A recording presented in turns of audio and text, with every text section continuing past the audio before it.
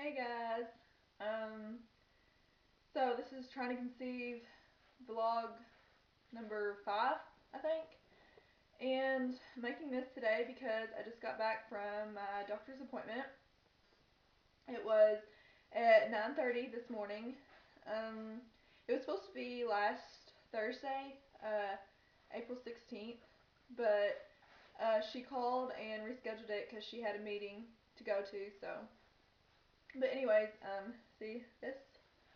Yeah, I got a lot of blood work done, like 6 or 7 little of those tube thingies um, that were filled with blood. It was pretty like, whoa. I had tons of stuff done. I had pretty much all my hormonal levels checked. My LSH, or FSH, LH, progesterone, testosterone, estrogen, um,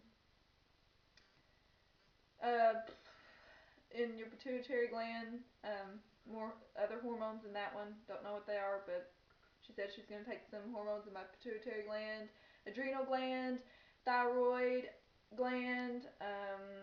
She wants to check my vitamin D and calcium levels. Since I haven't had a period in almost 7 months, or actually, I haven't had a natural period because I don't believe that birth control gives you a natural period, anyways. So I haven't had a natural period in like, oh gosh, like 2 years almost. So without some kind of help, without some kind of birth control. So yeah, she wants to check those levels and see if they're doing well. And because I'm really concerned, I don't want to have osteoporosis, and I'm trying to drink, as much milk. I drink organic rice milk as I can, and just try to. I take a calcium supplement, but so yeah, I'm glad that they got all those checked, and my next appointment is next Tuesday at 1 o'clock, and she'll tell me the results of my hormone test and do an ultrasound to see if there's any more cysts. And she said she'll be able to sit down and talk with me more about what we can do from there, because that's why she got me an appointment at 1 o'clock in the afternoon. She said that they aren't as busy in the afternoon, so she'll be able to have more time to talk to me. And she got my charts back. Last time I said that the reason why I hadn't been to the doctor yet is because she was waiting on my charts from my old gynecologist. And she was looking through those, and she said, "Did your old gynecologist ever tell you that what your hormone results when she did them?" I said, "Well, she told me that they were normal. She said my hormones were fine." And I was like, "But I really didn't believe that, because it's like, if I'm not having a period, then my hormones must be out of whack. There's no reason to not have a period unless your hormones are out of whack, or unless, you don't have enough body fat, or you're not at a healthy weight." And I am at a healthy weight, and right on the brink of a healthy weight. So for my height, so I'm sure a lot of it is eating disorder related, that I've messed up my hormones and messed up my cycles, and looking back, it's not worth it. But it's made me a stronger person in who I am today. With having an eating disorder. But anyways, she was saying, "She told you they were normal?" And I was like, "Yeah, she told me they were normal. That there's nothing to worry about. That I was just had amenorrhea and put me on birth control pills." She was like, and she gave me the most shocked look ever. And she was like, "I can't believe she told you that, because your hormones." And she was looking at my hormones, that my LH, FSH, progesterone, testosterone, and estrogen are out of whack. And I was like, "Yeah, I kind of thought so." But back then with my old gynecologist, I just didn't have the strength enough to speak up for myself, but I do now. But she just said that my LH and my FSH were just out of whack, and my testosterone was a little high, and my progesterone was a little low. But estrogen, I think, was fine. I don't have the papers or anything, but I figured, because I just feel like an 80-year-old woman. I'm always having pains down in my lower abdomen area, and cysts, and never ever had a regular period in my life since I've started.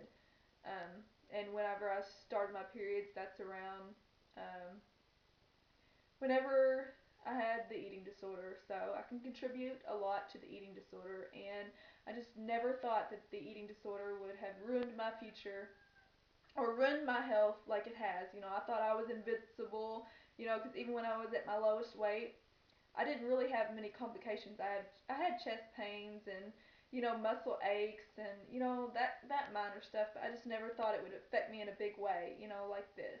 And it really takes a toll on your body. And for those of you out there with eating disorders, it's not worth it. Go out there and get help now, because it will jeopardize. If it doesn't jeopardize you in the fertility area, it will in some other area of your life. So, yeah, but I'm uh, looking forward to my next doctor appointment. I'm just glad that this doctor has set me down and really taken notice of everything that I'm going through with the consequences of my eating disorder and of the eating disorder and my infertility. And so yeah, I'm glad about that. There was something else I was gonna say. Oh, for those of you out there trying to conceive, I suggest going to naturalfertilityinfo.com. It's the greatest site. Heather Rodriguez is the master herbalist on there, and that's where I found a lot of my herbs at. Well, I get them on a discount site at iherb.com. But since after today, seeing that my hormones were out of whack from my last gynecologist, I'm going to order the fertility cleanse on her site. It comes with liver capsules, liver renewal tea, conceptions tea, just a bunch of herbs, and there's a lot of success rate with doing the fertility cleanse and making sure everything I eat is organic. Because I do eat pretty organic and healthy now, but um, I'm gonna even try that more, um, because my doctor was telling me, we just don't realize how bad the food industry is with fast food and the hormones and the awful pesticides they put in food. And she's like, you could probably fix your hormone levels with just going organic and just making sure everything you eat, is organic. I could have chocolate all day as long as it's organic. It's not about a diet or, losing weight.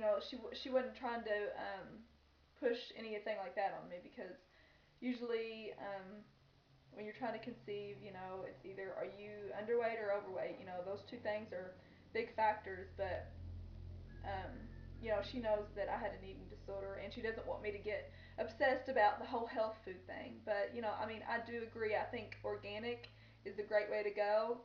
If you can, I know it's expensive, but it can really help you just make you feel better all over. Because I've noticed since I've started drinking organic rice milk and hormone-free chickens and meats. I don't eat red meat, but that I just feel so much more positive. Um, I don't have the foggy thinking. But it's just a little info. Just go to that site if you're having infertility, and there's just so many great things on there. The fertility cleanse, and if you have PCOS, endometriosis, you don't have a period, you have hormonal imbalances. It's great, because I think natural is the way to go. And sometimes natural might take longer, you know, to get you regulated, but it's not forcing your body like birth control pills or synthetic pills like Clomid or anything like that. It's not forcing your body to do something that it's not ready to do. It will balance it out naturally. But I'm not sure about the time of this video. It might be close to 10 minutes, and I think that's all I have to say. So the next trying to conceive video I make will be next Tuesday after my appointment. So talk to y'all later, and I'm praying for everybody that's trying to conceive and people that are going through eating disorders. And I have a big prayer list, and I write down everybody's names that I know from YouTube, Facebook, everybody, and I try to pray for everybody. So I'll talk to you later. Bye.